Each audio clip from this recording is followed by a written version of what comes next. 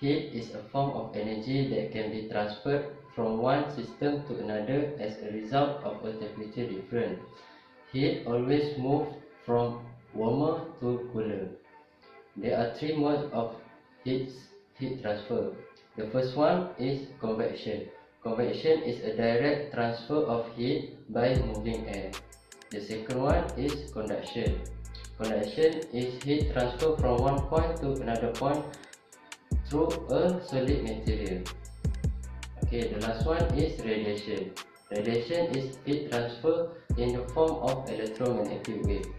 In our mini project, I will explain to you about heat exchanger and boiling water in frying pan as our daily life application.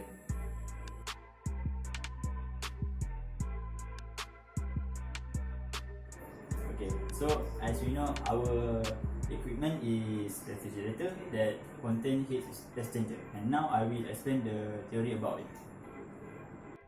In a principal heat exchanger that have a purpose to transfer of heat from flowing substance to another flowing substance of a lower temperature. The substance must be in a gaseous or liquid form. So the important for the heat transfer is the temperature difference of two media as a driving gradient. Okay, depending on the flow direction, such as counterflow or parallel flow, the propagation of the temperature difference along the path can be different. The total transfer heat flow also depends directly on the transfer area. For this reason, different wall geometry such as pin are used to enlarge the transfer area. The heat transfer is divided into three sections, which is first, heat transfer from the hotter medium to the wall.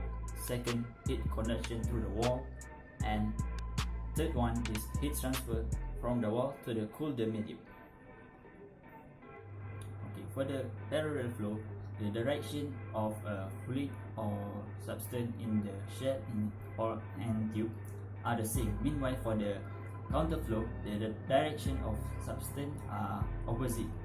Hence, the counterflow have more efficient to cooler the substance faster than the parallel flow. Hello guys, so you already know about the section of heat transfer and the mechanism of the heat transfer. Now let's proceed to the factor that may affect the heat transfer from the wall to the medium or from the medium to the wall, and also the example of the heat transfer in a refrigerator. Check it out. Okay, these are the factors that may affect the heat transfers from the medium to the wall or from the wall to the medium. The first one is type of material. This is the type of material in the coil. As we all know, different material may have different specific heat capacity. Okay, moving on.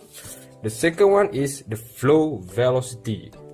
This is about the movement or the speed of the coolant inside the coil.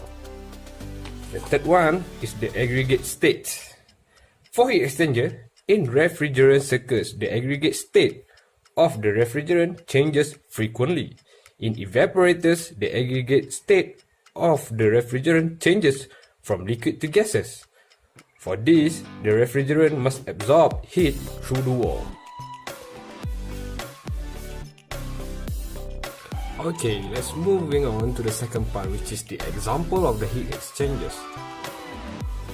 The first one is the plate heat exchangers, that is may consist of several alternating plates and widely used in evaporator or oil cooler.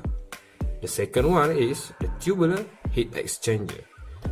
This always applicable in internal heat exchanger for supercooling the refrigerant. The third one is the coaxial coil heat exchanger, widely used in water-cooled condenser or water cooling evaporator. The fourth one, fin tube heat exchanger.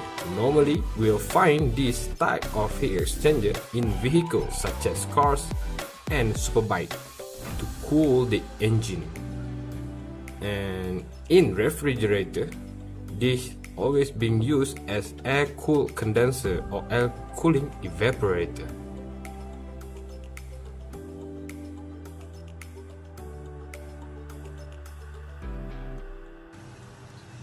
This is the theory behind boiling of water in heat transfer.